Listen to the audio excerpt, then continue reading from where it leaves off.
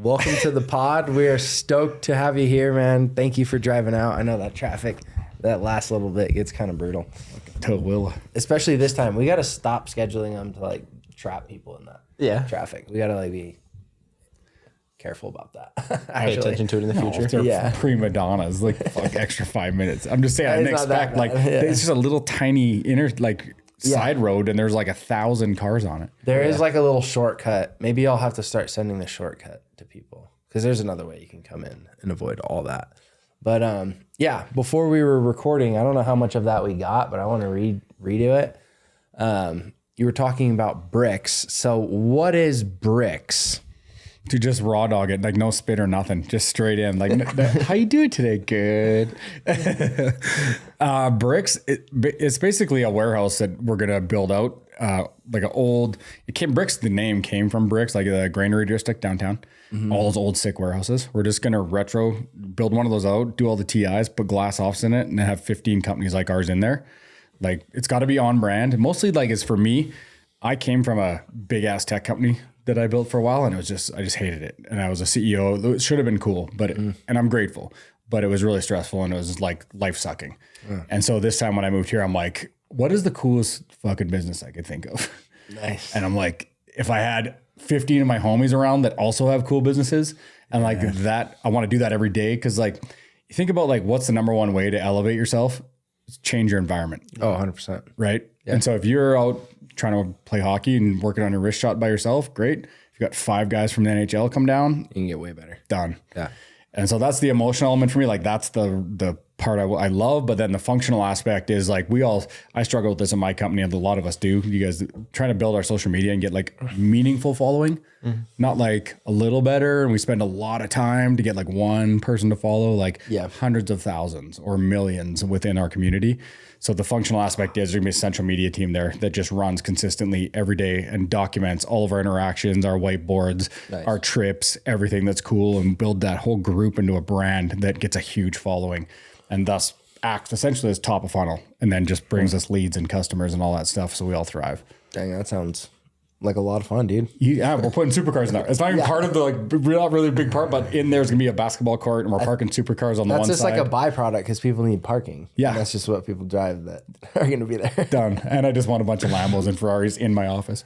Yeah, that's a great place for them. All right, it's gonna be really dope. Yeah, so that's it. I definitely want to have an office there. I'm actually like kind of in this limbo mode where I'm starting to put like more reps in my house, and I'm actually, like I told you, I just bought another house. I'm like in the middle of the transaction. I was actually supposed to send the earnest money today, but I'm doing that tomorrow. So what's that mean?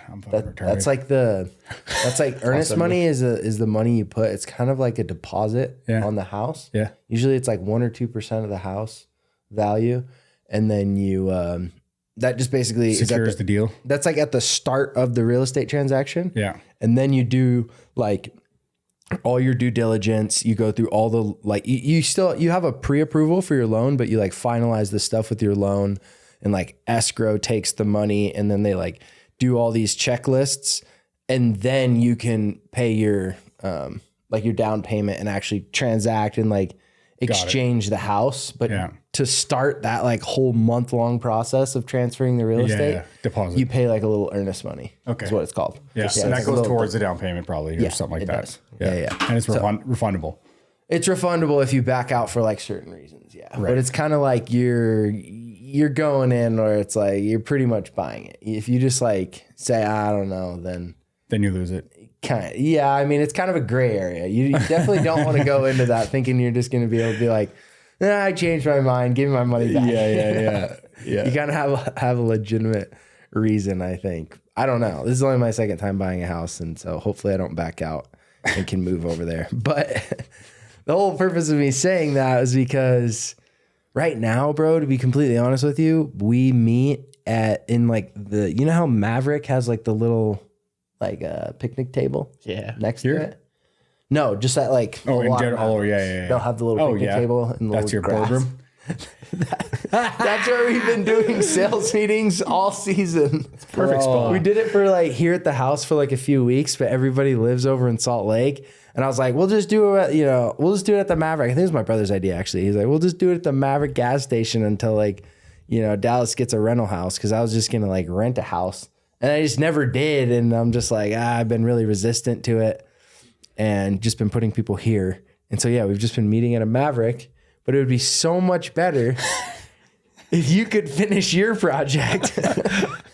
So that I can have mine. See, I actually had a few people ask me that because when we still were hanging out there, we were posting each other's shit for like a month. And they're like, Dallas, I like that guy. He's cool shit. But he's like, for bricks, it's like, he has a roofing company, right? And I'm like, yeah. He's like, but like a roofing company doesn't really fit for that kind of place, right? Like you're looking more like, because they think roofing company and they're like, roofing company, boring. Yeah. And so in that mindset, I understand why they say that. Like, oh, you want exotic cars or something like that. And that's kind of my whole thing that I've settled on. It's not about the company. It's about the person. The people. Yeah. And so this, like to me, I don't give a fuck about a really cool company with sick rental cars with no people behind it. It's just a big lot with cars. I don't care. But a roofing company where the guys are having meetings on the picnic table and like people need to know this, right? Because like you want to talk, the whole thing is we just want to do it because it's sick. But telling this story and getting that out there in a structured way where people hear it all the time, that you guys are doing the numbers you are by having meetings at a picnic table, that's so fucking relatable.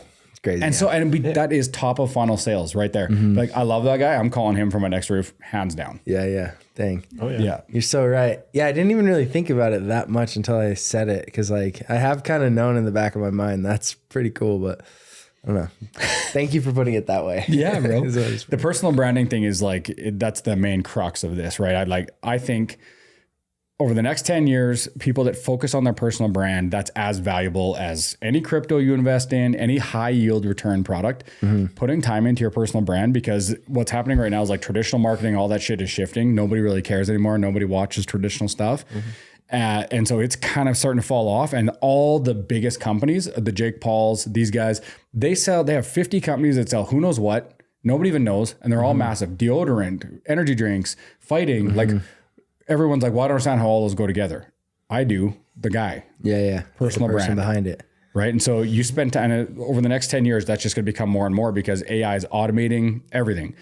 Editing, posting, all the shit is all automated. All the sub content's automated. All the captions are automated. They're all going to be the same. So the only way to build trust with your clients and to differentiate yourself is us. Yeah. Right. Be an individual human being and have your own personality behind it. Yeah. The personal brand is everything. I agree, dude. As I've kind of seen that and invested more into it, dude, I've seen the effect. Yeah, you guys are like, this is proof. You guys are doing like, it's fun, but also hopefully this gets out there and people see that you guys are dope and come do my roof, right? Byproduct. Bro, it's crazy. I was just with my buddy Reagan today. We were flying in the tunnel. Shout out Reagan Pop Off. Good guy. We got a sticker up here somewhere. Right behind you. Yeah, right here. Boom, boom. This guy, he came on our pod like third episode. Yeah. Did I tell you about this? No. He came on our pod like third episode and he was like, dude, I love what you're doing. Da, da, da. And he was telling me about these like sponsor deals that he did on his Instagram story. And I was like, yo, do one for Happi Roofing. And he like came in, like flew in to stay here, do the pod. Like that was why he wanted to come. This was for our third episode. And I only met this guy one time in Norway. And he's a super dope dude. And anyways, he came out. He flew here from Norway? No, he flew here from, I think he was in Texas at the time. Okay. But we met in Norway. Oh, the fjords jump. Is that what you're doing out there? Jumping off that shit? He was in the death diving contest. You know where they like jump and then they close up before they hit the water? Okay. He was doing that contest in Norway. Yeah, these guys make sense. Why Yeah, he's wild. I'll fly there for a podcast. Yeah. He's like the best flipper ever. Like it's actually crazy what he can do. But anyways, he came, did our third podcast, shouted us out, like promoted us a little bit on his Instagram, and we now have 3 people that he directly like brought to us working for my company. Yeah. Just from our third episode. Like employees? Employees, yeah. Like one of them's a sales rep. One of them does like, helps me with like some accounting stuff. Yeah. And then another one, I buy leads from his like roofing lead gen company. And it's actually been like super helpful. So like in a roundabout way, it's like already firing. This is like our what? 17, I think. This is 17. Yeah. You know, so we've been going pretty hard, but like we're still super early, and for it to be like having those types of ripple effects, I feel like it just speaks for itself. Like, dude, it's everything. Personal It's the brand. 100% small. Like now, take that and make those collisions and all that stuff happen with daily, at scale, with a structured team behind it, putting out the content. You don't think about it. Just you do Happi, sit what I'm down, saying. record everything. They pump it. Yeah, All day, every day. that's incredible. It's people don't understand. I did it at Colborne, like my whole board, because it was a big company. We had a board. Exxon was an investor, so this is like again, grateful, but not that fun because you spend some money setting up podcast room, doing podcasts, all this, and we're recording all this time, branding, clothes, all this stuff like swag, and they're all like, stop spending money on that shit. Just spend money on stuff that's critical to grow the company. And I'm like, dude, you wouldn't even understand how many people want to talk to me when I go to conferences, know who I was because they saw videos. And I'm talking about like guys who make decisions on $10 million contracts at BP, right? Like that guy saw me talking shit and it kind of made me the authority on it. And he's like, this guy knows this. I got the meeting. It was a warm meeting, went way faster. We closed it. Nice. These intangibles, right? People just, I just think it's not mainstream yet. People understand how well even little podcasts or like your Instagram So can powerful. do. Yeah. You do not need that many followers at all. Like we were even talking about it. We're like, yeah, I mean, kind of recently our numbers have dropped off. I haven't been putting it on my Facebook. I'll start putting them on my Facebook again. Normally I've been uploading on my Facebook, and I think that's like where we've been getting a lot of the traffic, or my Instagram. Or have you been posting them? You haven't been posting them. No, either. it's been a minute. Yeah, you're right. Yeah, we need to get better about that. Self-promotion. Structured We're just team. running it. Structured team. You guys We just have talk. a fire team. Well, I'm saying like structured. Yeah, daily. yeah, yeah. No, we And don't then have like a promotion. Like where's my videos? Show me the results. Show me Yeah, every week, yeah, right? So yeah. you guys can just do your shit. Yeah. Yeah. I guess that's very true. I mean, we definitely are good about uploading. We haven't missed. We've been really consistent uploading. Just the promoting for sure. You do these once a week? No, we just do them sporadically. Like Whenever. Upload usually people twice have- a week. Twice a week? Usually post them twice, yeah. That's pretty good. Yeah, I mean, we're like A lot of work. Yeah. 2 months, Is it 2 months? longer, shorter. I don't know. Close to, yeah. And so you guys do you do the editing in house and all that? Are you offshore or? No, we use Rookery. They edit. Yeah, Ah, okay. yeah. So It's you like pay us $700 a month, and they do like, I don't know, however many hours kind of we need. I don't Okay. know if that's Is that a good a deal? deal for everyone, but Yeah. I probably shouldn't say that. I don't know. I think we get a good deal. Yeah. I don't know. Offshore guys are good too. Like people in India that do editing like crazy. Yeah. But yeah, Rookery would be good. Okay, yeah, that's actually probably a good point. I feel like Nick sometimes just kind of like clicks through a little bit. Nick, you need to tune up your editing a little bit. He does it a lot. I mean, that's his day in, day out is just edit. So I can see why he could get kind of numb to stuff Grind. sometimes. Ugh. Yeah. Doing that all day is not fun. That's couldn't- just robot. But you're going to do it. have editors? You're going to have people there? Like, I think the structure is probably so videographers are all going to be in house. So we'll start. I'm counting on hiring one videographer for every 5 companies. So at full tilt, we'll be doing 3 videographers full time every day, all day, all meetings, all trips, all customer interactions, like everything. And then they'll have like a 40-hour rotation or something of like filming and editing where they'll get like a certain allotted amount of time with each contractor or whatever company or whatever is in there to go film whatever that company wants. So if I was in there, I'd be like, hey, go like film a project in Heber today that I'm doing. Yeah, we'll figure out all the details. I'm not that far how to schedule it all, but it's basically like the idea is the companies, the demographic of people that are going to be in there are like companies that want to grow online. So it's $7,500 a month to come in there. Now we're going to package it because I've done social media. You hire a third party, it's like $10K a month if you want agency to do it, right? Like promote it, edit everything? Everything where they do like the filming, the editing, the recording, the promoting, the posting, management, reviews, all that stuff. That's more like structured growth.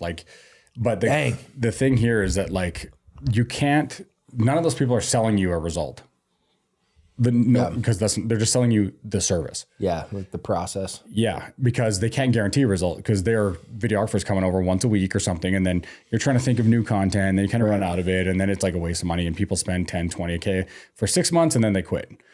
But if you have it in-house and they're doing it daily and you're daily posting content and all of us are sharing each other's stuff right out the gate, the algorithm's getting tripped right away and it's going daily.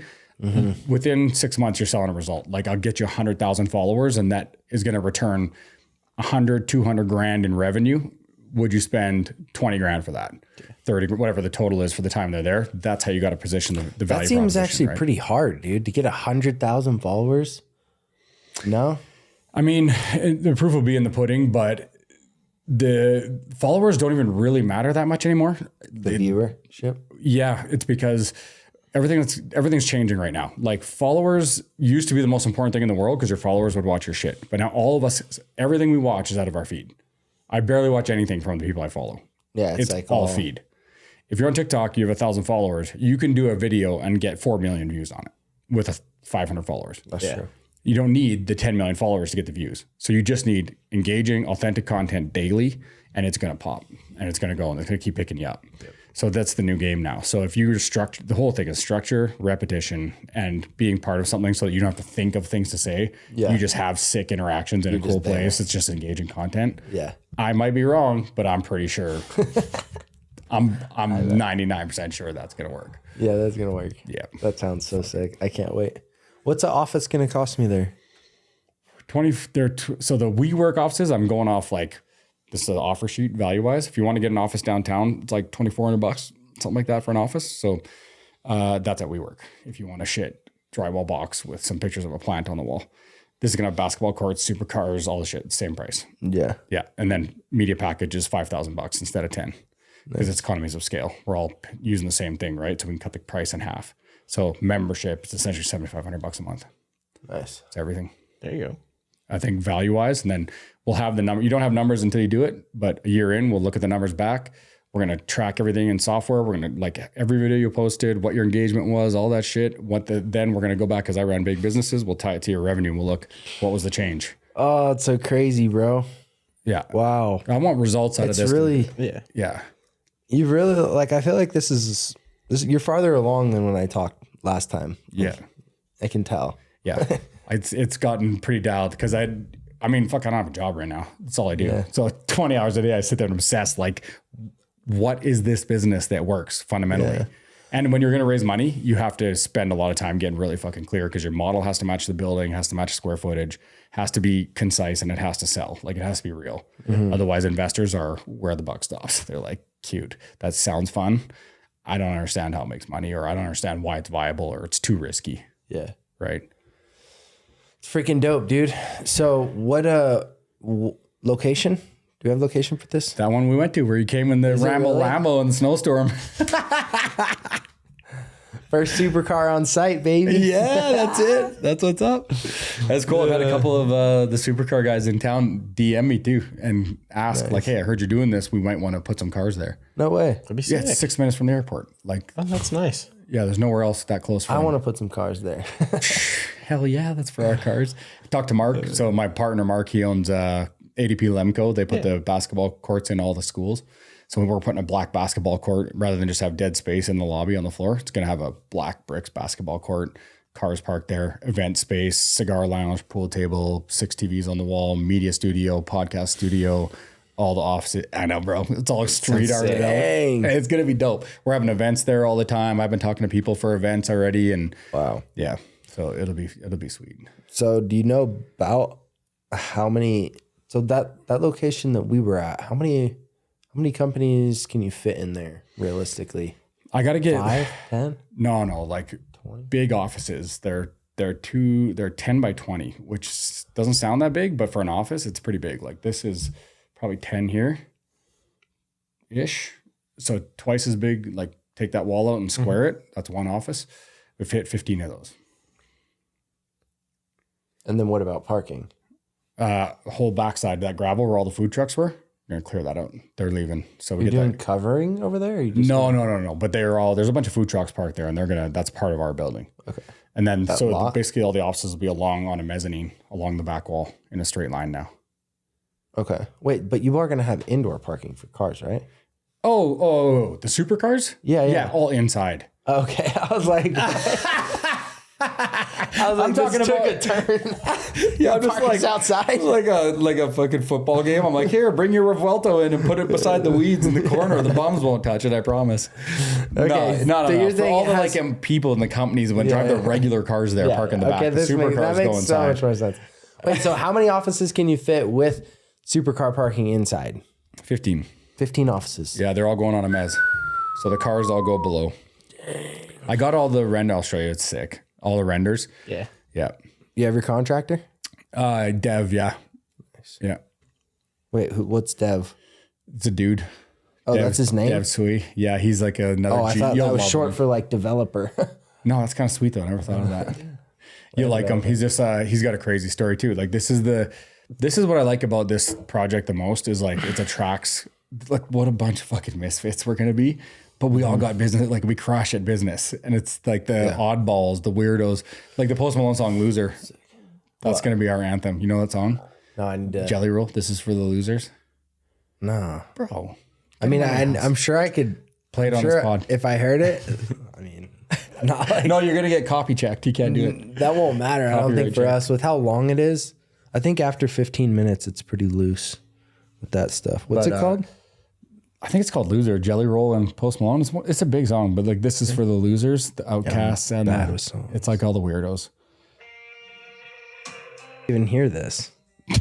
Like, where are you hearing this? I don't know, on fucking my phone. Spotify? Yeah, it's every other streaming platform in the world. It's like one of the Just biggest random songs in the world. playlist. It was huge.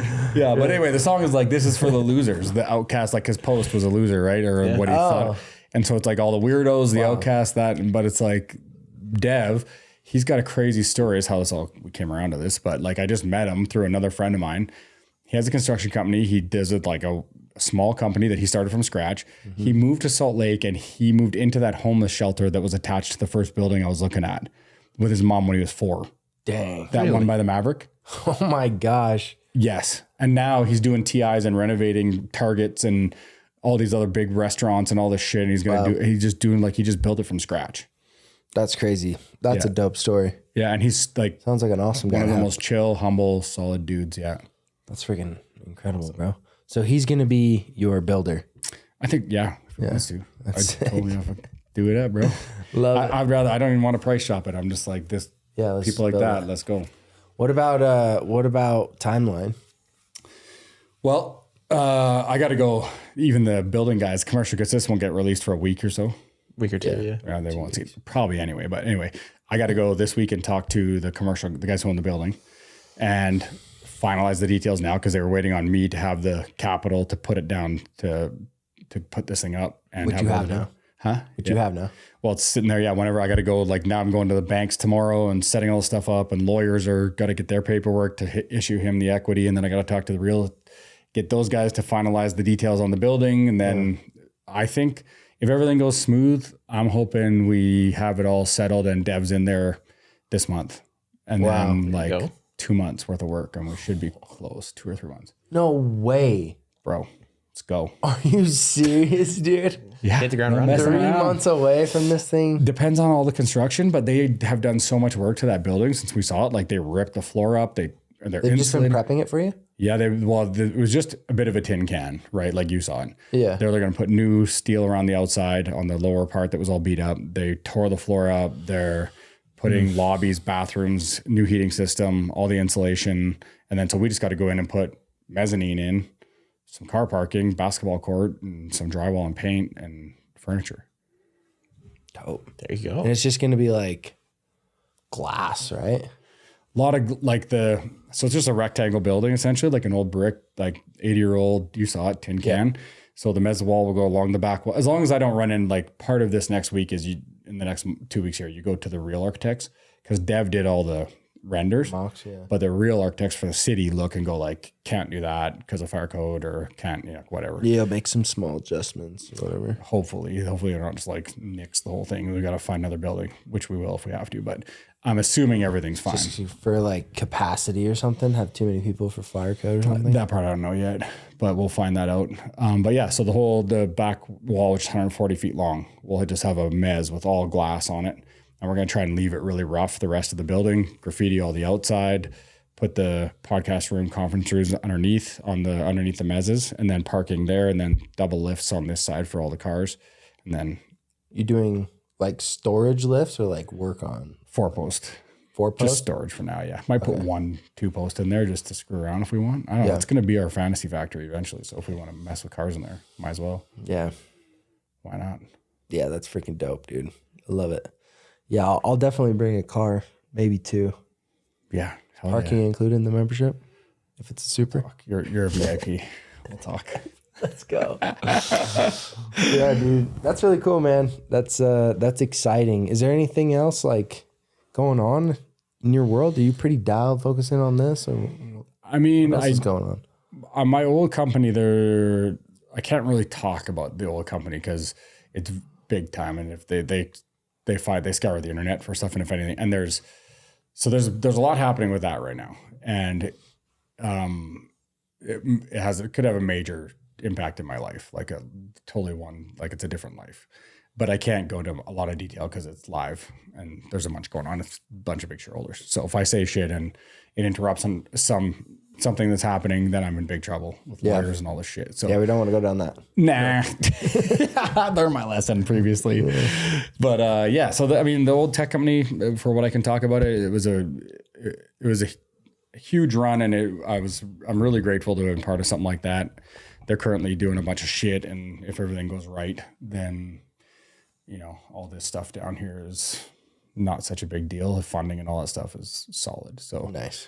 yeah. So I'm just trying to get on like a good spot. Like that company drained me. It was not happy. Well, when was like the end of that? Like when did that kind of? So I was in Texas about probably 14 months ago now, 15 months. Okay. When I left there.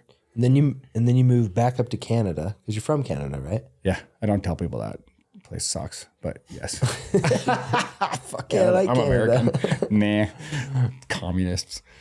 I like Vancouver Island. It's beautiful. And Whistler. Yeah, it's beautiful. I have some nice friends, but the rest just a bunch of weirdos. Like they're just Politically. they're just embracing this. What we just avoided here in the States, and got out from under all that craziness. They doubled down and reelected. Like it's like if what just happened in the election there. It's like if we elected Kamala. Oh wow, really? They just did it. They just did that? Yeah. To themselves? Yep. Oh. I did not realize that. I thought all the elections went well. Like I know the whole globe had like all these elections going on at once. And I thought that we all made it out. Canada did not. Nah. Dang. Nope. No, it's weird. It's like double weird up there too. They're like, I don't think a lot of people know this, but like the internet is censored up there. It's censored? Yeah. But you can just use a VPN, right? Kinda, but the government controls, like you'll literally be scrolling on Facebook and Instagram and there'll be posts and it says you can't view this because it's not in your area, like China. And the government decides like what's misinformation and disinformation. That's so weird. Yeah, they banned all the guns in the last like 2-3 years. So all of them. Do you have guns? Nope. I'm not. Okay, so they banned all the guns. Nah, don't come after me. I ain't got nothing. Just like I had no guns in Texas. Yeah. Nice. Okay, cool. Yeah, exactly. Well, you don't have them because Canada banned them. But yeah, that's crazy. I didn't know that they were going like. I mean, I knew they were a little more on that side, but I guess I just didn't really realize they doubled down like that. I mean, everyone thinks a tired conversation, but like there really is like outside influence from other countries pressing on that right now, and they want to gain control. Like Western democracies, my take on it is they're the threat to the big, like it's competitive, right? Economies are competitive, countries are competitive, always has been. It's getting to a fever pitch of that right now. Every country in the world, except for like where we live, is a dictatorship. It's like there's only a few. Yeah, that's crazy. Most of them are, right? And so it's dictatorships versus democracies because democracies are highly competitive. And so the only way to compete with a US or a Canada that has open free markets and capitalism when you're a dictatorship is to try to run them down.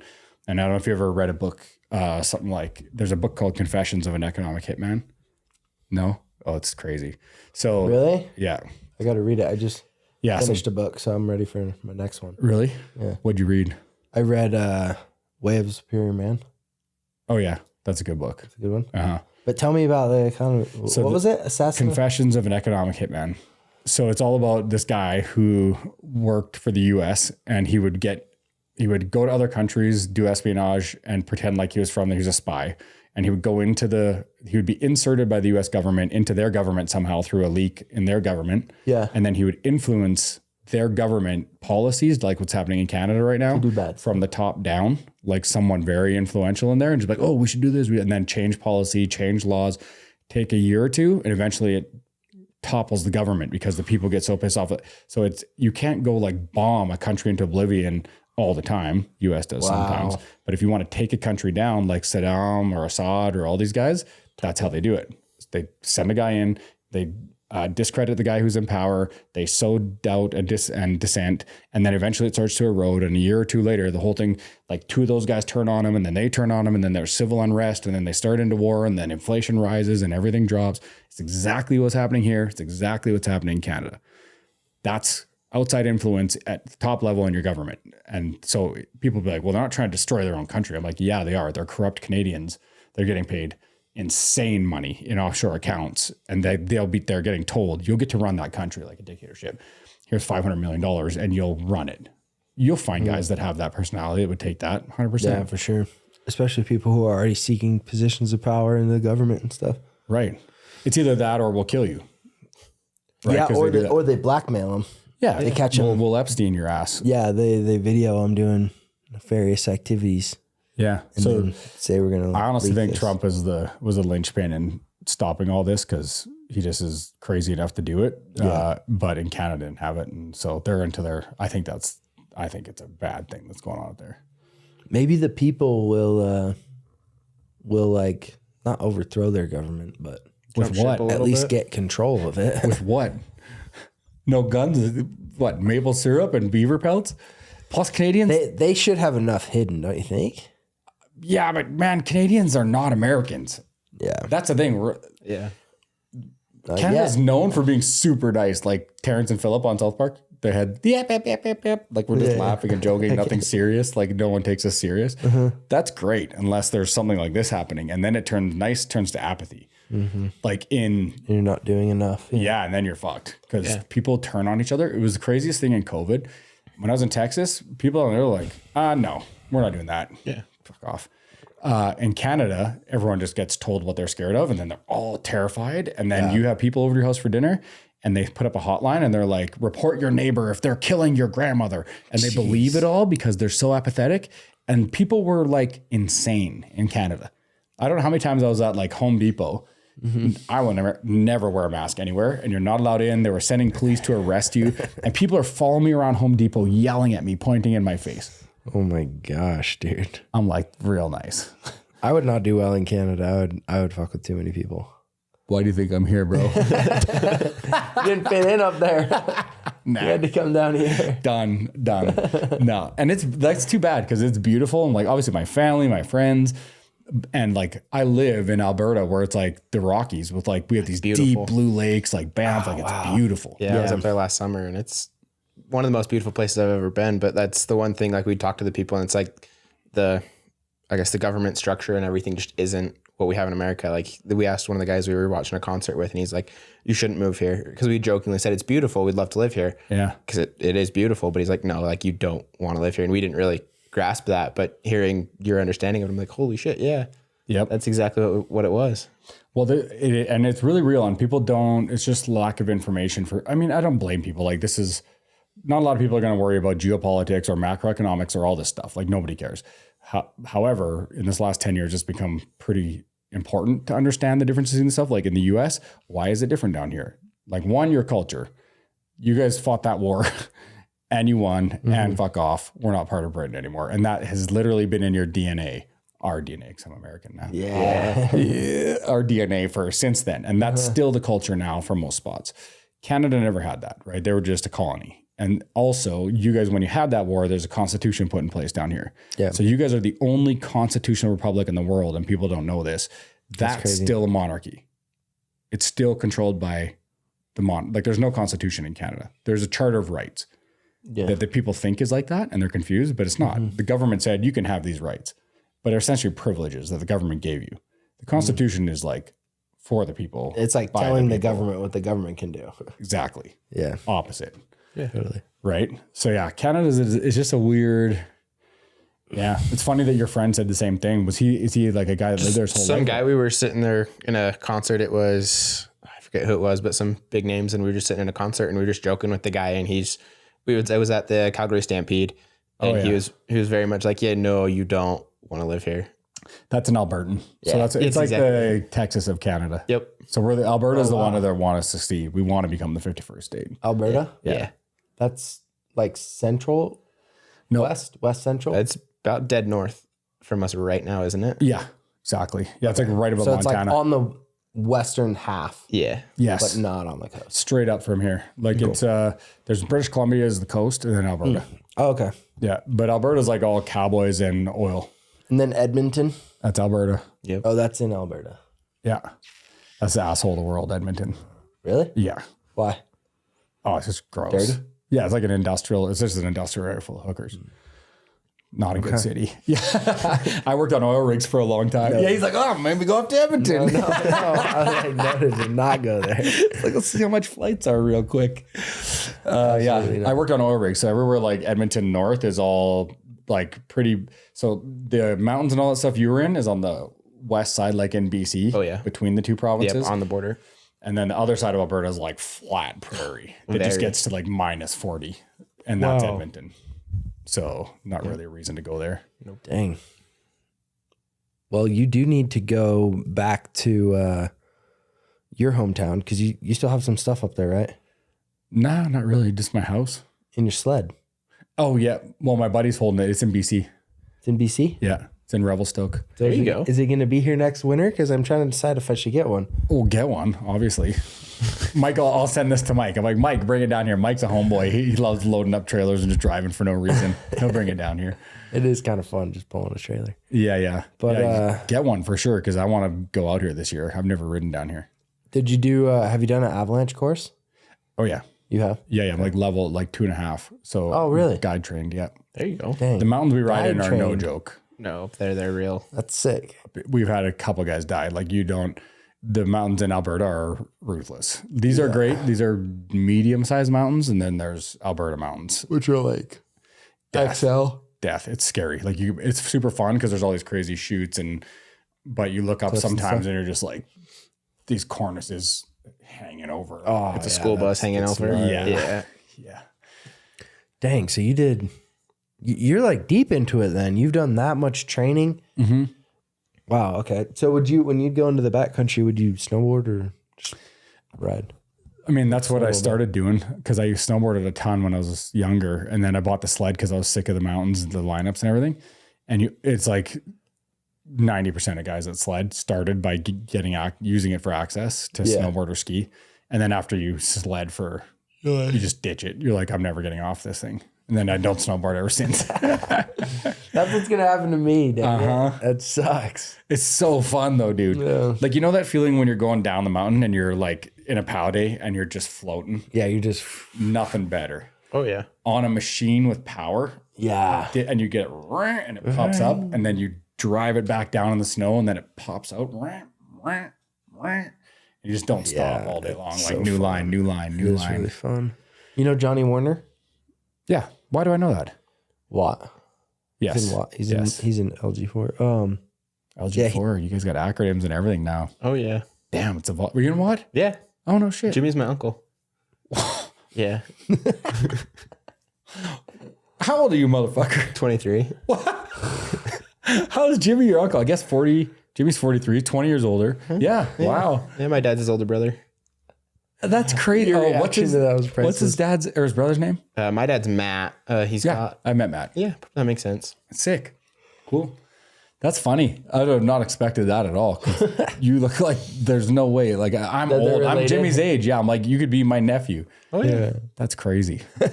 Just kidding. I'm young. Don't worry about it. Moving on. Wait, how old are you? Doesn't matter. 21. Yeah, you are young. You're a young spirit, bro. Yeah. Bright young spirit. Yeah. Still active, mature. It's fine. Don't worry about it. It's awesome. Yeah. No, yeah, dude. I just went the one time with Johnny, and it was a blast for sure. Sledding? Yeah. Oh yeah. That's the thing. I would like, I tell everybody too, like when I ride, I want them to get trained, like take the days, get the AST. Cause I've seen shit happen.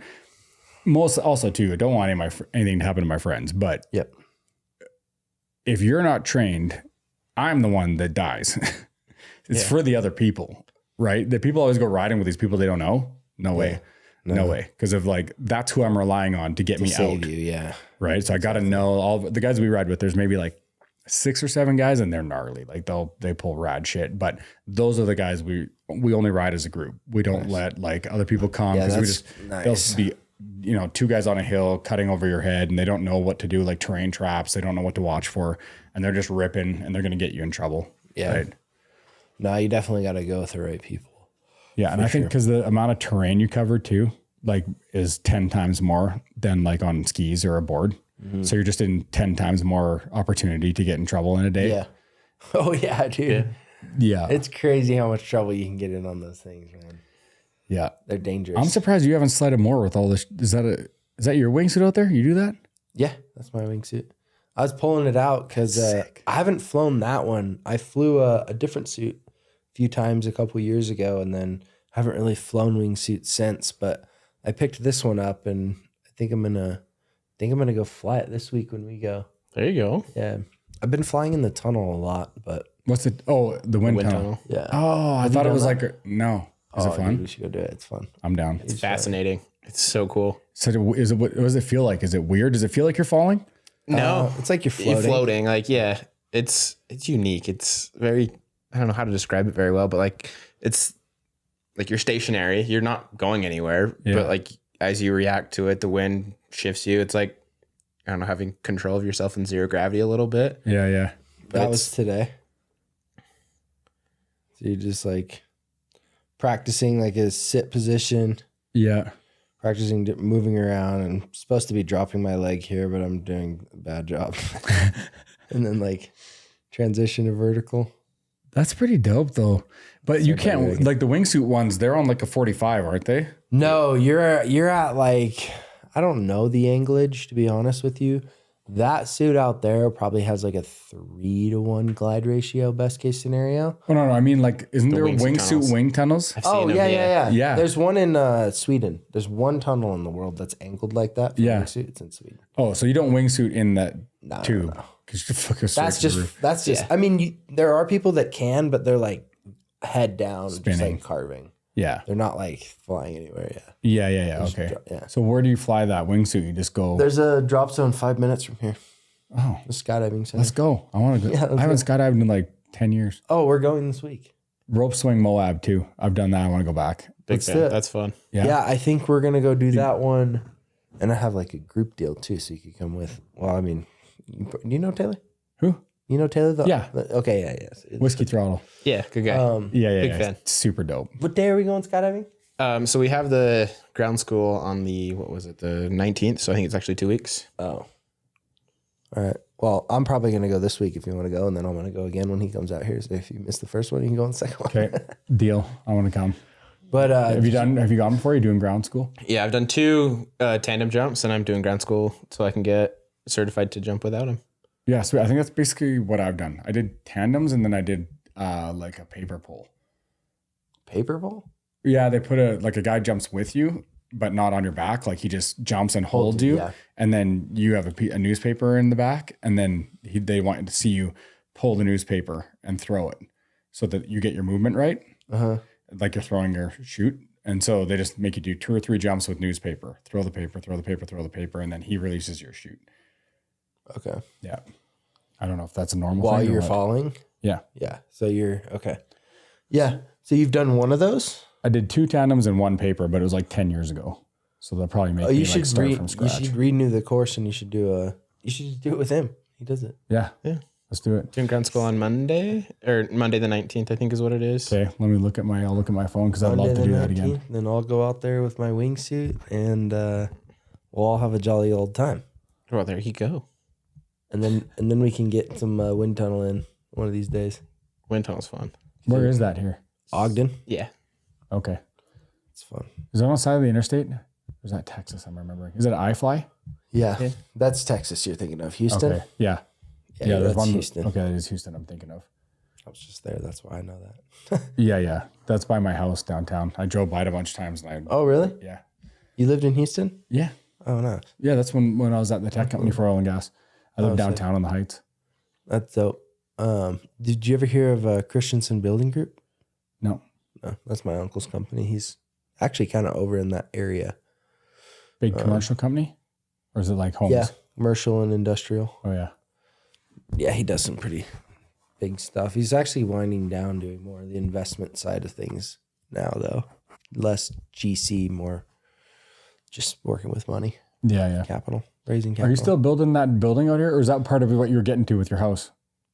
Like, are you doing that? You building that out here? I am doing that. Yeah. So I paid a deposit for the architects. I paid 50% of the estimated drawings cost, which was like 11 grand. Yeah. And then I missed 2 onboarding calls to like work with the architect and like, or not maybe not the architect, but work with some designer to get the rough layout going. Like I filled out a questionnaire, Yeah. but then I haven't like worked with one of their people to like, okay, I want it, Yeah. like done that powwow call. Yeah. I've missed 2 of them. And so hopefully it's not in the contract that I have to like pay some fines or something. I probably do. I'm going to have to pay fees at that point. Probably if you miss calls, they'll get pissed off. But I just need to take the call, start working on that. And then Why'd you miss them? What? Yeah, why? I just didn't want to do them, I think. I think I literally just they were just at a time where I was just like, I don't know. I clicked on the Google Meet and it like wasn't working, and they just like, I like people when like the Zoom link doesn't work, or like we're supposed to Zoom or like, Google Meet, and then they're just like, oh, they're not there, I'll just call them.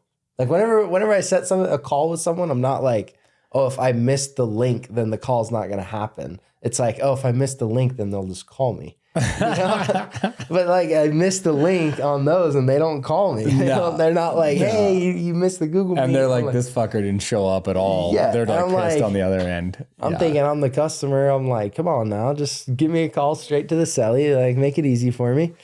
But no, that didn't happen. But it's okay because honestly, right now, I don't know. I'm a little nervous, to be honest with you, dude. I'm a little nervous about that project. It's like, that's going to be a whole ass like year of construction. I'm a little overwhelmed right now. I think I'm just going to intentionally procrastinate that another like 2 months. Yeah. Until I get moved into my new house. Yeah, smart. You don't want to get too much going on at once. Yeah. I'm trying to like steer away from that, man. Like, I know we've had conversations a little bit about that where it's like, you're not just trying to go max all out, full throttle, but like more focused on what do you need? Like when we were talking about, where were we? Like Froyo place or something? When I was talking about potentially getting an investor for Happi Roofing, and you were just like, you don't need it. Like, why complicate your life?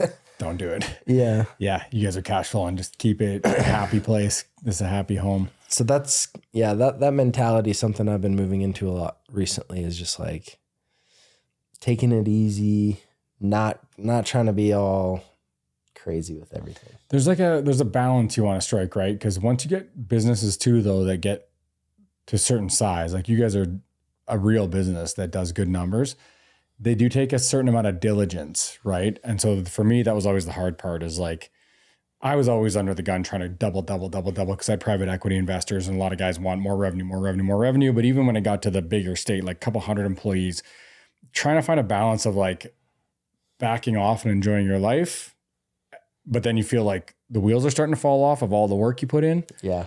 And so I didn't like that feeling of being in the middle ground. I wasn't sure where to live. And so I just leaned way over.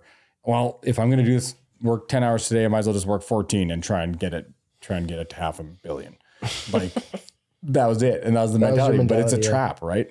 It's a trap because like it just for some reason it's an uneasy thing to me to have like life just go good. Yeah. Oh my gosh, it's funny you say that, dude. I sent a text to my my sales team the other day that was like, a lot of people are literally uncomfortable, and this is something I learned recently. They get uncomfortable whenever things go too well, and they self-sabotage because they're secretly like don't think that they deserve it, or it's hard to imagine it going so well. They think something must go wrong, so they almost kind of make stuff go wrong. Correct. And then they stop themselves from succeeding as much.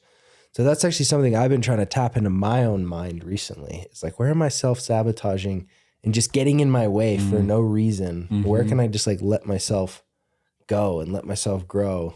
You're a pretty positive guy. Like you got like a positive disposition on that. I was much more like, I grew up in a bit of a chaotic, like had a bit of a chaotic childhood.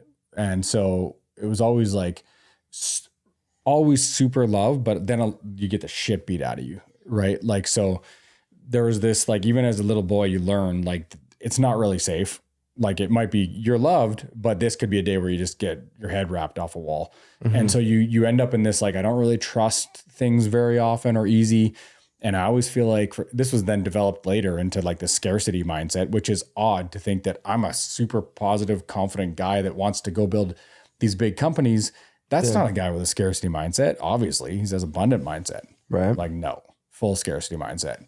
That's why it can actually help you a little bit because scarcity mindset in that sense drives you so hard because you think, I'm going to be broke. I'm going to be broke. This is going to go wrong. I need more, I need more, I need more, I need more, I need more, and more. And that business grows, right? But then to what end?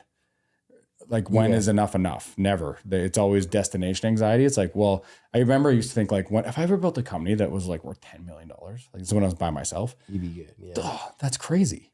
Right. And it is. Like, but then I go the path I go, you take a bunch of investors and now you only own a certain percent and it passed 50 million and it passed 80 million and then it was 100 million and now it's $250 million. And I still was like, I felt like I did when I was trying to get to 10 million. I was like, this is where something could go wrong here. I got to get it to 500 million. And they're like, it's crazy. It is a full, like, it's hilarious to say because how stupid it sounds. And it's really not I'm not trying to brag or ego. I'm trying to like put this out there. Like, it is a real thing that is detrimental. It's 100% detrimental. I wouldn't wish it on my worst enemy. Which is what exactly? That mindset that you sometimes, I guess you could look at people, maybe don't just, I guess where I'm going is like, maybe it's not always admirable to see people in big companies where normal us would be looking at it and we're like, oh, I wish I could be like, do what that guy did.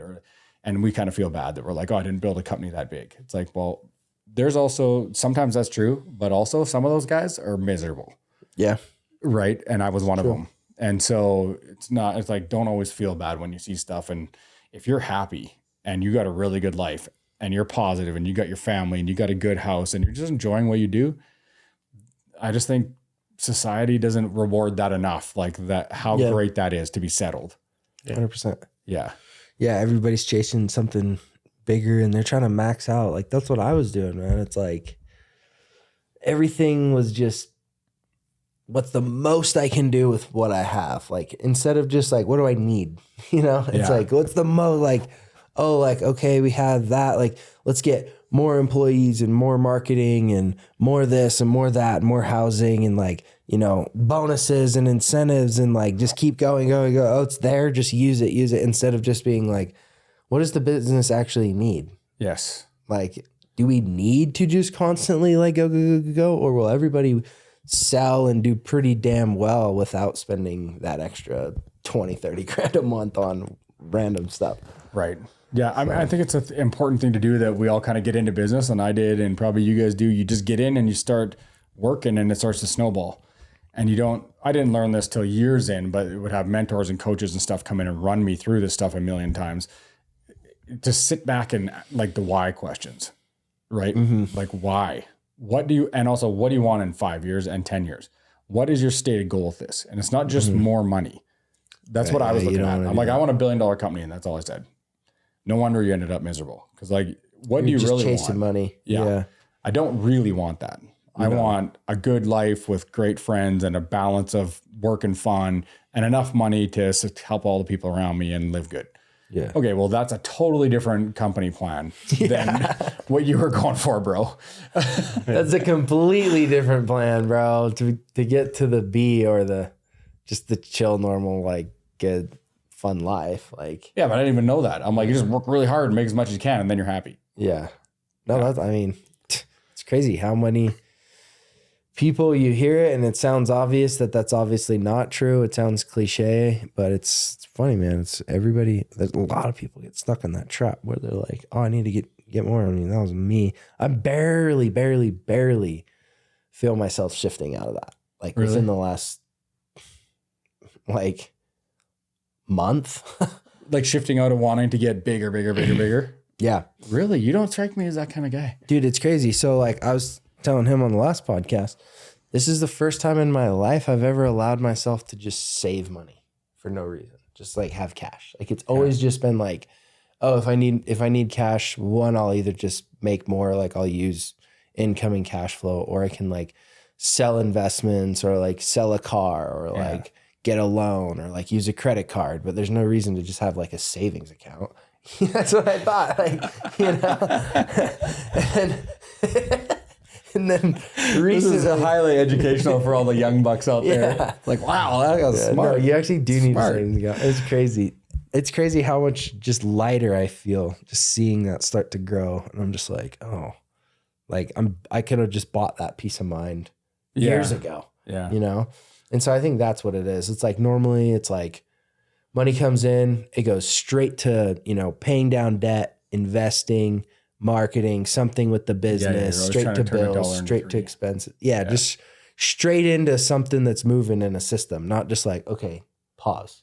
Yeah. You know? Just stack. So that's the biggest thing that's like changed in my financial map. And I feel like it falls right in line with like not trying to chase and go bigger and like you like max leverage out, like try and get the craziest thing going. You know? Like the house I got, honestly, it's like it's half the amount that I got approved for. So I went and got a pre-approval. Perfect. And then found a house that was 50% basic, maybe a little more 50%.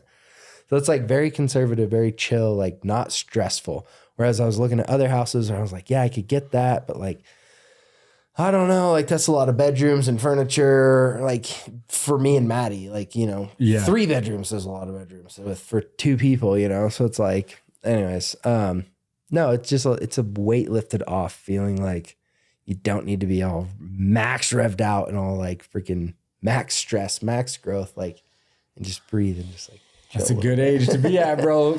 Because I was living in that big jacked up house in Texas. I was like 2 years ago. Really? Max everything, money all over the place. I couldn't just nothing was ever enough because I wasn't happy either.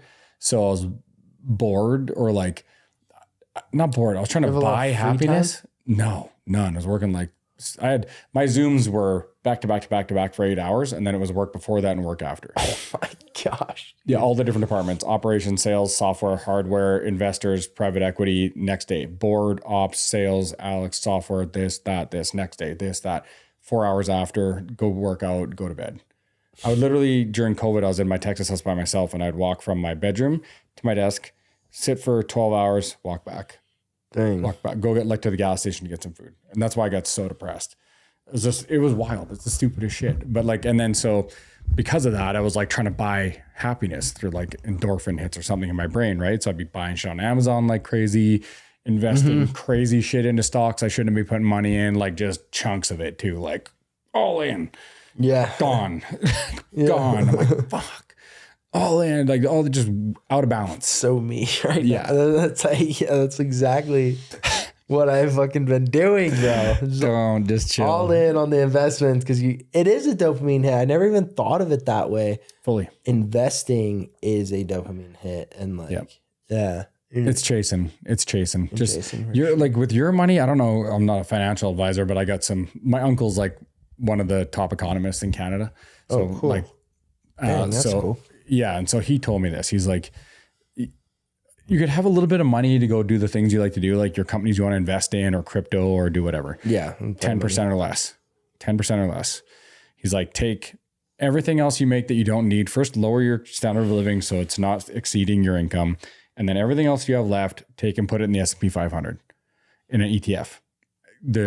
Just leave it. That's your savings account. So whatever's in your savings account, just put it in S&P 500 ETF, make 10 to 13% a year. You do compound interest, go YouTube the shit out of the compound interest. You put 10 grand a year in for 30 years. It's like 3 million. Big fan of compound interest. Right? Yeah. It's insane. And no one ever taught me that. Like I didn't know that when I was younger. And so he just said, all your money goes in an S&P, leave it for 50 years. You'll be set. I like that.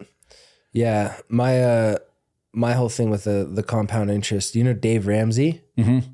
Yeah. So when I was like 18, I was a high school dropout. Didn't think I was going to be successful, very insecure about it. So I was very obsessed with trying to become rich. Yeah. And I would like Google like how to become a millionaire and all this stuff like when I was like 17, 18 years old. And I started watching Dave Ramsey videos. Mm-hmm. And that was kind of my start. And yeah, he always talked about like value of compound interest adding up over time. So I would always like push for investing that. Yeah. It's kind of wild. Like no one ever told me, like I grew up I was an 80s kid. So like no one knew shit. Yeah. Our parents don't know nothing. Like 80s, 90s, like 20 some years old. I don't even have a savings account. That's crazy. Just on the oil rigs, driving new Escalades, get $2,000. I'm like, that's $2,000 for some 24s right there. Yeah. Get some new Rams. Wheels. Yeah. That's hilarious. Yeah. I think I spent like 7 years on the oil rigs and was making good money. And when I quit, I had like a month's runway. Wow. Toast. Wow. All of it. You could have been so stacked, bro. Yeah, tell me about it. I could have been buying real estate the whole time. I could be retired fully, but I had to go start a new tech company after. Hindsight just adds to the journey of life, man. Yeah, it's all good. Worked out fine. Had a lot of fun. Sunk some boats. It's all good. You sunk some boats? Yeah, a few. Oh, like everybody. Houseboats, water skiing. We're like you guys. We're a little wild. I've never sunk Back a in boat. my drink. Oh, what? Bro. Not yet. Easy. Tell me about this boat sinking story. What happened there? Oh, no. Just like regular stuff. Like just get a little too saucy. You ever Hit been a in a beach. houseboat sinking? No. I have Your not. uncle sunk one. Oh, I'm very aware. Yeah. Oh, he did? He saved it. Let's be clear. That's his rendition of the story. Yeah. He saved How did the he sinking. save it? He made it to the dock. He rammed it on the beach. It was I like a think. viral video. Yeah. Yeah, one of the big ones. Our houseboats in Canada, and these were ski boats mostly that we sunk. A few cars, but like usual stuff. Sunken cars. No, wrecked cars. Oh, Yeah. I was like, why'd you sink the car? I was when drinking and driving was still cool. Like when I was in my 20s. That's not cool anymore, guys. Nah, don't do it. Don't do Too that. dangerous. We do it every weekend, so cost a few cars. Dude, Small town, bro. you're lucky. Yeah, not well. No. Whatever. Seems like a Canadian thing to do. Very small town Canada. Like that Not was just. much It else. was just. It honestly wasn't a big deal when I was growing up. Like everybody did it. Our parents are doing it. How different was it in Canada when you were growing up versus now? Completely different, a little bit. Yeah. Completely? Yeah. Canada so? was a sick place like 20 years ago, 30 years ago. You could have guns back You then? could have guns. Yeah, we had ARs and handguns and everything. And not as free as down here with that, but still had them. And it was just more normal. It was just like we had a cool place to live with sick mountains and nothing was too wild. And now like we could have internet. Now, fucking guys. You're not allowed to have internet anymore there. Communist China, man. That's crazy, bro. That's why I'm big. I'm not kidding when I told you like I escaped that place. Yeah. Well, we're glad to have you here, man. Thank you, brother. I appreciate it. I'm one of the most proud Americans there is. It's not even fully American yet. I believe love it, dude. I see your American flag in the backdrop on all your posts and stuff. Every morning, Part that you you play. grow up, I was like, don't salute. That's a military thing. I'm like, I don't give a fuck. Hand over Put your hand heart. to heart. Yeah, but I'm like, Yeah, you I'll gotta do both. Yeah. I don't know. It's awesome. This is a great country, man. I've spent a lot of my life down here. Like we grew up and we had a place in Montana in the summer. So I spent like, and then my companies have been down here for the last 15 years. So it's like the States is 50% of my life anyway. So Wow. So how is the transition from Canada to US going as your citizenship stuff? well, this will be a big deal. So this This project? yeah, because this come down on a certain visa, and then you got restrictions you have to abide by. I can't just own businesses and make money and take money like I can't. And so certain visa, you can only do certain things. And then with this one, I'll actually be able to. It's an investor visa, so I bring in a bunch of money with me and going to put it into an American company and hire Americans. That's a much more favorable visa. That's basically like, yeah, we want you down here. but you got to bring a bunch with it. So that is contingent on a real company with a certain amount of employees, can't just like get a franchise. And so this meets a bunch of criteria to upgrade my visa. And then that leads me to 5 year. And then, you know, God willing, sometime I find a girl that's dumb enough to marry me and I got an anchor wife. What about that girl you were hanging out with? Ashley? Yeah. She's so dope. We're probably like on the best friend side. Just kind of decided that. Yeah. But she's sick. We hang out like every day. Seems really cool. Yeah, she's the best. I'm stoked. Yeah, she'd marry me too if I need a lockdown. And just like this got to happen. Yeah, She's down for it, huh? Oh yeah, she's great. She's like, you need to get to your citizenship. I'll lock you down. Let's go. Oh, let's go. Yeah. That's sick. Damn, bro. You got it set, man. You're made, bro. I'm so excited for you. This project is selfishly, man. Like I am very, very excited for this because I very much want to have space there. Like. I'd love it, buddy. Honestly, there's nothing. That gets me really excited because I've had a few talks with guys too that are like, I consider like the type of guys I would sit and go on a podcast and chop it up with and just have a great time. Come over to their house for no reason and just sit there and talk and hang out. That's very few people. I'd rather just have my own time. You're one of those guys. I mean that, bro. And it's like, these are those guys too. And I can just feel this company isn't for the wrong reasons. This is going to attract the right people for the right reasons. Yeah. It's just going to be such a good vibe the whole time. 100%. Money is not my number one thing here. Like we all want to grow our businesses, but it truly isn't. Yeah. So I'm super excited too.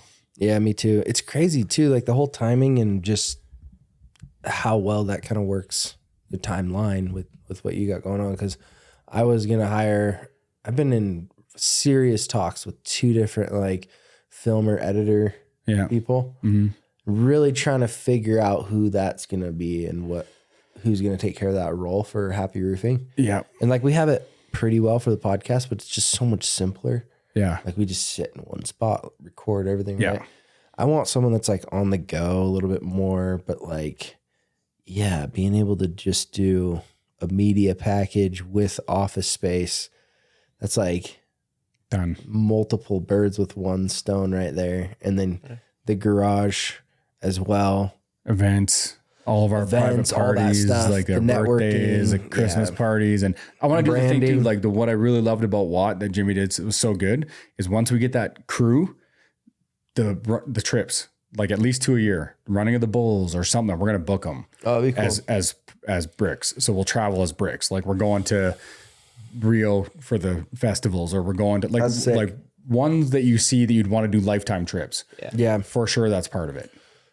What would be a good trip to do with the boys? Oh, you know what one would be really, really cool? Going to Germany to drive 911s Nürburgring and the Autobahn. Bro, that's on my list. 100. That's the first one. Yeah. 100. That would be so sick. GT3 RS on the Nürburgring. Oh, if I die, I die. Matted. Made, man. Give me all the insurance because this car ain't coming back. It's like, what's Point Break? Yeah, when he paddles out for that last wave. He's like, I'm just like, that's it. If I go, I go. This is where I die. Full send, but baby. This thing is going down. It's a dream. Oh, yeah. There's got to be like agencies or companies that can set that up. Or you don't have to bring your own car. No, I look. They rent those cars there. It's not cheap because they expect they know it's not Nürburgring, and they expect that there's at least a 50% chance that this tourist does not bring it back. But yeah, it's probably, I think if you want to go there and race, I'm trying to remember. I'll send it to you, but I think it's like 10 G's. Oh wow, that's a lot. Yeah, maybe we'll find a little bit cheaper one. There's a Porsche group discount. Yeah. The Porsche event in France, it's like on the frozen lake that they do. Yeah, that's a lot cheaper. Is it? Yeah, and you go, they have all the Porsches there. I don't know, lots of mingling and stuff. And then you'd go around the course. I think it's maybe because it's a lot slower and there's just less likelihood, less stuff to crash into. Also, that was Canadian, which is a 40% difference. So it's like 7,500 US. That does help. 6,500 US. Yeah. But no, that'd be really cool. Yeah, I'm super down. I like it, dude. It works out really well too, because like my stuff with Watt is kind of coming to an end. Is it? Yeah, we're almost there. The end of our program is in September. 2 years, right? Yep. Yeah, sweet. Yep. So 2 years is up in September, and then yeah, so it'd be nice to just kind of like have a seamless transition into like another community that I'm actively being part of. I think that's the biggest part of this, honestly. Yeah. Like, functional aspect of really strategic business growth that offloads, like we grow our personal brands, we grow this. Yeah, that's all great. And if that all happens, then obviously we're just happy because we're winning, we're making money, we're building insurance in for our life because we have big followings. Like that's an insurance policy, but 100%. But it's the community. Yeah. Then you can launch a bunch of shit, right? Like if you're, you know what, I got a cold sore. Oh, yeah. I'm like, get him since I was a kid. Yeah. But smoke a cigar after. I don't get bad. Like people get some, my dad got him when he was a kid. I mean, he gets bad ones like all here. I get like little baby ones you don't even notice, but you don't want it. Appreciate it. Yeah. Good friend. Good looking out. Thanks, bro. They're not fun to have. Nah. You get them once in a while? Yeah, my dad had him growing up and drank from his cup one time, and here we are. Everybody has them, like whatever. But yeah, you don't want that shit. Fucking annoying as fuck. Yeah, not fun. I shouldn't swear on here either. Nah, it's okay. Beep this a lot. We always swear on here. Do you? Yeah, I've slowed down quite a bit. Yeah, First I try to, but I'm just like wow. Pirate mouth. It's tough sometimes. Being on camera more so recently, I've realized how much I actually do cuss quite a bit. When you watch it back too, it looks trashy and I hate it. I'm like, don't swear so much, bro. Yeah. Come on. In the moment, it's just like whatever, but then you hear it recorded, you hear it back, you're just like, what? Like, why did I didn't need that there. Yeah. But then what do you say, like frig? Like that's the last bit of my transition to being Salt Lakeian. Oh, frick. Yeah, you just say frick. What the frick? You kind of like mumbled a lot. What the frick? Yeah. But yeah, like what we were saying, the community aspect of what Bricks is going to be is what I'm most excited for. Because like that brotherhood, the having people around, those close relationships you can rely on for not just personal, but business. Like if anything goes wrong and you know you got 10 guys around that can jump in and help fix that problem. Oh, for sure. There's like that classic entrepreneurial problem where you feel like you're really alone when stuff's hard. Yeah. Right. Entrepreneurship is a lonely journey. It is. Yeah. Tough, man. So having a community like that be really cool. What other companies do I know? Any other people that are going to be like part of it? Yeah, I think so. We name I don't know if I'll say them right now because everything's not confirmed, and I don't know if they want me saying it or who knows. You know, they all got relationships. Just and say stuff. Man. Nah, get people in trouble. Come on. Nah. Coldboard guys, like my old company, like you say shit out of turn, and the lawyers are up your ass immediately. Really? Yeah, I'm so gun shy on everything. Okay, so you don't have anybody, no name drops that we can talk about. Not until like firm it up. Just in case they got partners that are doing something or they're locked into leases or who knows, you say something and someone sees it on someone's Instagram and they're like, bro, what the hell, dude? That guy, like, he doesn't know I was leaving that building. You know, I'm not saying anyone is. No. But I bet. I don't know everyone's business. So I bet this pod's going to do pretty well. We might get like Joe Rogan numbers. 100, 150. That's sick. Imagine a room of 150 people sitting watching for an hour. To us. These idiots. I'll take it. I'll take it. Yeah. I'll take it. Yeah. It's awesome. Yeah. No, but it's always more so for me, man. Like that's why I'm stoked to have more systems around like getting content. It's just having that documentation for your own life, your own legacy, like kids, whatever, family, being able to watch yourself, being able to look back at yourself. Like home videos were always like the funnest thing. Yeah. Growing up. Yeah. Like, you pull them out and look at us as little baby, you know? Yeah. Well, that's what, like the bricks thing too. Like it's all, I want it to be like documentation of stuff we're doing. And I don't want people to try and make fake stuff. Like just document what we're doing. It's cool enough. Yeah. But then, you're right. Like having that for the next 30 years, you know, we'll go back. And the thing is too, like that, I think what'll happen is it kind of flywheels. So like having a building with a central media team, and so the building is its own brand, Bricks, right? That's a community. And then all of the individual brands in there. So the individual brands benefit from each other, but the central brand starts to grow as well because it has all this connectivity to all these individuals, right? Right. Yeah. So that becomes like a couple million follower brand on that. What I love about this the most is that this thing starts to generate revenue and be profitable on its own. And everyone else's businesses are already growing and being profitable through the exposure. But you take a chunk of the revenue back that's generated by Bricks, and then you put it into AdSense to push the members' content even more. Oh, heck yeah. That's sick. Right? Yeah, like, cause just the more Bricks makes the members win, the more valuable it is for Bricks. the more views come back on bricks, the more like it's just this almost like this cycle. Yeah, this infinite. What's that? Perpetual energy machine or whatever. Like it's just a flywheel. Yeah. Yeah. Right. It's a win-win. And so that I don't know. I think it'll be cool. Yeah, I like that. That's really cool, man. I like that a lot. I'm really excited to see. So how out of you said 15 spots? Yeah. How many would you say are like verbal commitment? Like I'm down. Probably 5 or 6. You think it'll sell out? It'll sell out like what within a month of launch?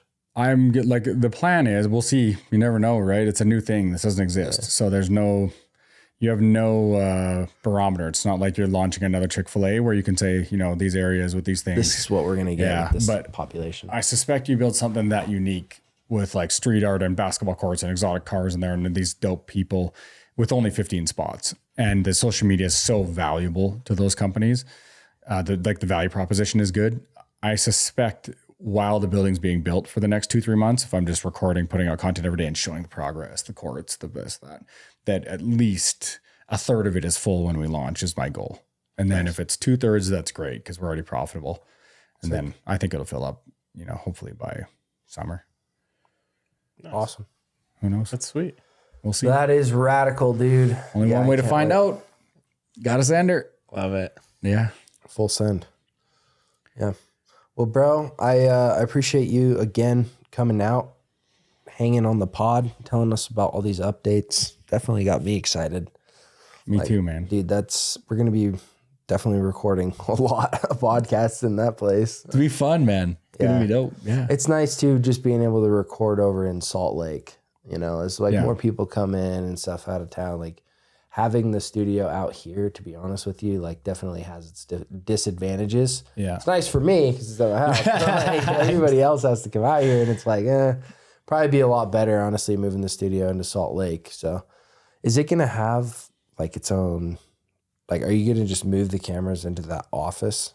No, it'll be a dedicated a rookery. Yeah. Recording. Not as many rooms as rookery, just one, but it'll be dedicated. And I'm going to, the ideal setup, I think for me is a LED wall so that you just pick your backgrounds digitally and then the cameras and chairs and everything just stay, but the background changes to whatever for everybody. That's dope. Nice. Yeah. That way you can mix it up on your backgrounds. It's not just like everybody sharing the exact same set. Exactly. Yeah. One like a jungle behind you for one, or like a bunch of old abandoned airplanes or a wood wall, like whatever. That'll be nice. I don't know if that'll be closer for you. It is. It is? Yeah. Where are you at? I'm coming from Orem. Oh, dang. Yeah. Salt Lake is closer? Oh, yeah.